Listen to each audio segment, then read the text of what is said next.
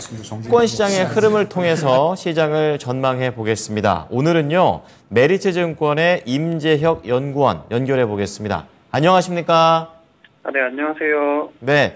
자, 연내 인상 요인 찾기 어려웠던 7월의 금통이 이제 리뷰와 관련된 부분이 되겠는데요. 우선 그거에 들어가기 전에 주간 채권 시장의 전반적인 흐름 어땠나요? 네. 5월부터 이제 미국의 양호한 고용지표를 확인하면서 이제 대내외 금리가 모두 가파르게 좀 상승을 했었었는데, 이제 미국 6월 CPI를 확인을 하면서 이제 다 하락 전환을 했습니다. 특히 이제 이번 주에 미국채 금리는 10년 기준에서 30bp 가량 떨어졌고, 국내 금리도 20bp 가량 급락을 했는데요. 물가에 대한 금리 반응이 왜 이렇게 민감했을까를 보면, 우선 기저를 반영을 하면서 전체 인플레이션 상승률은 빠르게 떨어질 것이라고 이제 예상이 모두가 하고 있습니다. 근데 예상 외로 이제 이 근원 물가, 특히 집세를 제외한 이 핵심 서비스업 물가가 전월 대비 0%대로 상승을 하면서 거의 오르지 않았고, YOY 기준으로는 빠르게 둔화를 했습니다. 그래서 이제 가장 끈적끈적한 물가로 평가받는 핵심 서비스업 물가는 이제 최근에는 서비스업 소비가 좀 양호한 추이를 계속 보이면서 하락세가 더딜 것이라는 주장이 많았었고, 두 번째로 연준 파월 의장 동안 이 핵심 서비스업 물가를 콕 집어서 통화정책 긴축 결정에 중요한 지표로 보고 있었다고 언급했기 때문에 이 핵심 서비스업 물가의 둔화의 영향력이 상대적으로 굉장히 컸습니다. 그래서 이러한 물가 둔화의 근거에는 이제 의견이 좀 분분하지만, 최근에는 이제 고용시장의 타이트함이 그래도 완화되기 시작을 하면서 이 의미 있게 하락하고 있는 이 시간당 평균 임금의 영향력이 작용한 것으로 보입니다. 서비스업은 그 본업 특성상 이제 임금이 비용단에서 차지하는 비중이 크기 때문에 평균 임금의 둔화는 비용의 감소로 이어지고, 이는 곧 물가 둔화 압력으로 이어질 수 있다, 이런 논리입니다. 이러한 소비자 물가를 반영을 하면서 이제 9월 FOMC에서 긴축 기대가 선물 기준으로는 한 30% 이상까지 반영이 되어 있었지만, 최근에는 10%대로 빠르게 되돌려졌었습니다. 이를 반영을 하면서 미국채 금리는 장단기 금리가 공이 모두 하락 마감했고요. 특히 이제 경기에 대한 기대감이 반대로 확대가 되면서 주식 경우에도 시클리컬한 부분에서의 강세가 보였었고, 2년, 10년 장단기 금리차, 이 경기 침체를 반영한다고 하는 이 장단기 금리차도 최근에 105bp까지 벌어졌다가 최근에는 이제 80bp까지 역전폭이 축소가 되었습니다. 이러한 물가 지표가 시장에 시사하는 바는 최근 물가보다 이 고용 지표를 보면서 이 금리의 민감도가 더 높았었는데, 이는 고용과 소비가 견조한데 어떻게 연준이 보는 대로 이 물가가 안정화될 수 있을까에 대한 의문점이 좀 컸었던 것으로 좀 풀이가 됩니다. 이번 물가를 통해서 고용은 크게 위축되지 않고 정상화되는 정도로 이어지는 가운데, 물가가 서비스업도 이제 의미 있게 안정화될 수 있다는 기대가 확대된 것으로 보입니다. 네, 말씀을 쭉 들어보니까 이제 경기가 조금 회복되는 분위기구나라는 쪽으로 시장의 움직임이 나오고 있는 것 체크가 됩니다.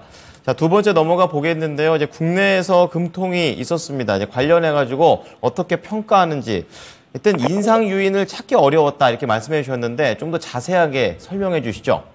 네, 맞습니다. 7월 금통위는 이제 한 문장으로 요약을 하면, 국내는 이제 확실히 연내 금리 인상 요인을 찾아보기 어려웠다입니다.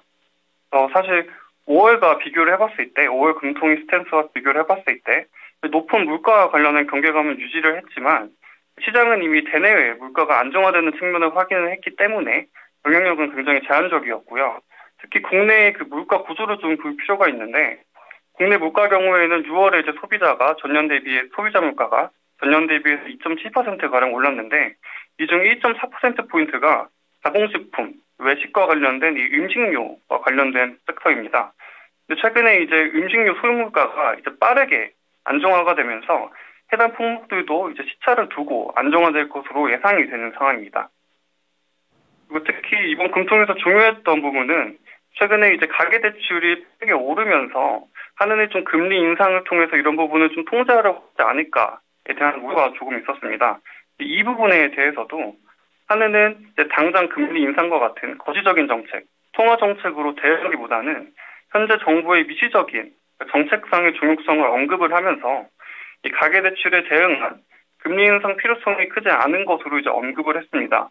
이 부분을 확인을 하면서 국내 금리도 빠르게 이제 하락을 했고요.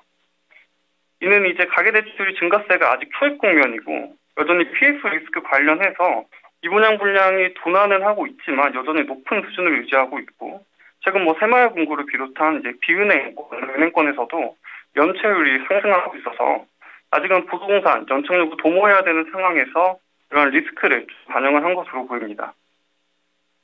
국내 통화 정책은 이제 여전히 미국과 달리 수출 중심 그리고 내수도 부진하면서 경기가 회복세가 좀 부진한 측면이 있고 물가도 2%대에서 안정적인 흐름을 보이면서 크게 높아지지 않을 것으로 보여서 대내외 대비 국내에 남아있는 이제 추가적인 인축 압력은 확실히 적다 이렇게 판단을 할 수 있겠습니다. 네, 자 금통위에 대한 부분들 전반적인 평가를 내려주셨습니다. 자 그럼 마지막으로 다음 주에 채권 시장에 대한 전망이 좀 궁금한데요. 어떻게 보고 계시는지 지표들은 또 어떤 게 있을까요? 네네. 다음 주에 이제 중요한 미국 경제 지표는 이제 소비와 관련된 이제 소매 판매 지표 그리고 주택 관련 지표들이 이제 나오는데요. 다음 주는 아무래도 이번 주에 금리 하락폭이 좀 가팔랐던 점을 고려를 하면 일부 되돌릴 수 있는 장이 될 것으로 좀 예상을 합니다. 특히 이제 소매 판매 같은 경우에는 그 미국에서 주간으로 이제 신용카드 사용액 지표를 이제 소매 판매에 앞서 발표를 하는데 그래프에서 확인하는 것처럼 6월 달에 좀 올라오면서 여전히 견조한 추이를 보일 것으로 예상이 되고요. 그리고 특히 이제 변동성이 큰 품목들, 유가 이런 것들을 제외한 핵심 소매 판매도 5월에는 전월 대비 0.2% 상승에 그쳤지만 이번에는 0.4%까지 상승폭이 좀 확대될 것으로 이제 컨선이 형성되어 있습니다. 최근에 이제 물가가 완화됨에 따라서 이제 소비 심리 지표 같은 것도 좀 개선이 되고 있고요.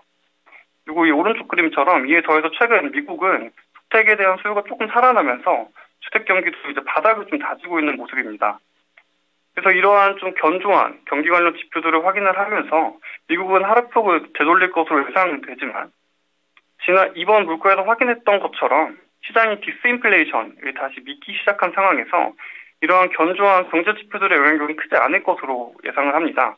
그래서 지금 미국채 10년 기준 3.7% 중반 정도에서 금리가 지금 형성되어 있는데 좀 오르더라도 3% 초반 정도의 이제 약보합 정도의 흐름을 예상을 합니다. 국내 또한 이러한 대외금리에 연동이 되어서 좀 상승폭을 되돌리겠지만 국내는 수급적으로 긍정적인 요인들이 많습니다. 우선 최근에 금리의 방향이 이제 외국인의 선물 매도 방향에 따라서 움직였는데 대외금리도 안정되고 국내 긴축 우려도 줄어들면서 이런 외국인의 수급상의 개선을 좀 기대할 수 있을 것으로 예상이 되고요. 특히 이제 생활금고가 뱅크 이슈가 좀 터지면서 자본을 확충하려는 차원에서 이제 채권의 매도를 하면서 좀 유동성을 확보한 부분이 있었는데 이 리스크가 완화되면서 이 종금 쪽에서의 채권 매도세도 이번 주에는 크게 완화될 것으로 예상이 됩니다. 그래서 국내 금리 또한 3.6% 수준에서 상대적으로 안정적인 흐름을 계속 유지해 나갈 수 있을 것으로 보고 있습니다. 네, 자 앞으로는 전망까지 잘 들어봤습니다. 감사합니다, 연구원님. 네, 감사합니다. 네. 자, 오늘 채권 플로우는요, 메리츠 증권의 임재혁 연구원의 전망을 들어보셨습니다.